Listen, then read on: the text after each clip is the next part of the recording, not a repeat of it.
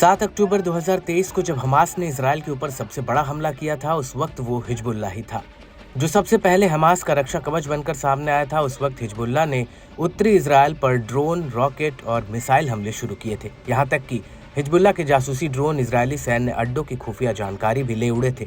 हालांकि उस वक्त इजराइल सिर्फ हिजबुल्लाह के हमलों को रोकने के लिए जवाबी हमला कर रहा था, लेकिन 27 सितंबर 2023 को आईडीएफ ने लेबनान की राजधानी बेरूत पर 80 टन से ज्यादा के बंकर रोधी बम गिराए थे और इस हमले में हिजबुल्लाह प्रमुख हसन नसरल्लाह की मौत हो गई थी।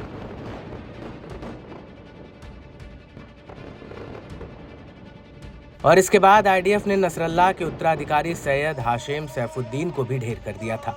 और इसके बाद 1 अक्टूबर 2024 को आईडीएफ हिजबुल्लाह पर जमीनी हमला करते हुए लेबनान में घुस गई थी, लेकिन 27 नवंबर 2024 को इजरायल और हिजबुल्लाह के बीच युद्ध विराम भी हो गया था।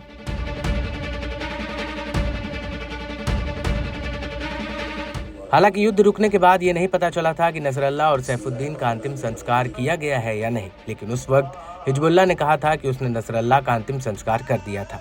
लेकिन अब इस पर हिजबुल्लाह प्रमुख शेख नईम कासिम ने एक बहुत बड़ा ऐलान किया है। दरअसल नईम कासिम का कहना है कि 23 फरवरी 2025 को नसरल्लाह और सैफुद्दीन को खा के सुपुर्द किया जाएगा।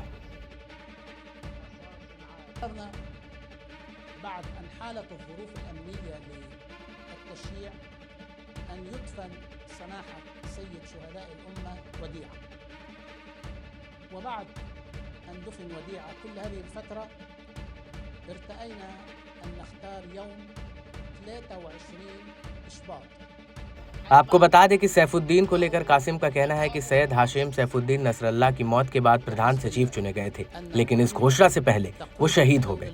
लेकिन इस सब के बीच बड़ी बात यह है कि हिजबुल्लाह प्रमुख ने इस अंतिम संस्कार समारोह के लिए हम अपनी प्रतिज्ञा पर कायम है का नारा भी दिया है। कासिम का कहना है कि नसरल्लाह और हाशेम सैफुद्दीन के अंतिम संस्कार वाले दिन हमने इस नारे को चुना है। आपको बता दें कि शेख कासिम ने दक्षिणी लेबनान में आईडीएफ की मौजूदगी को लेकर भी कुछ बड़ी बातें कही हैं। कासिम का कहना है कि इजराइल के मौजूदा युद्ध विराम उल्लंघन के लिए लेबनानी राज्य इसका जवाब देने के लिए पूरी तरह से जिम्मेदार है। लेबनानी सरकार को मध्यस्थतों के जरिए इजराइल के ऊपर दबाव बनाना जारी रखना चाहिए ताकि इजराइल युद्ध विराम समझौते का उल्लंघन करना बंद करे। कासिम का कहना है कि ये न सिर्फ समझौते का उल्लंघन है, बल्कि शुरुआती कार्रवाई के रूप में इसका जवाब भी दिया जाना चाहिए। कासिम का ये भी कहना है कि अमेरिका को अपना वादा पूरा करना चाहिए, क्योंकि वो इस मामले में इजराइल का गारंटर है। अमेरिका को इजराइल के ऊपर दबाव डालना चाहिए ताकि वो समझौते को लागू करे। शेख कासिम के मुताबिक अब प्रतिरोध की अपनी प्रतिबद्धता से बंधे हुए हैं। प्रतिरोध एक रास्ता और एक विकल्प है। हम सही समय पर अपने आकलन के हिसाब से कार्य करते हैं।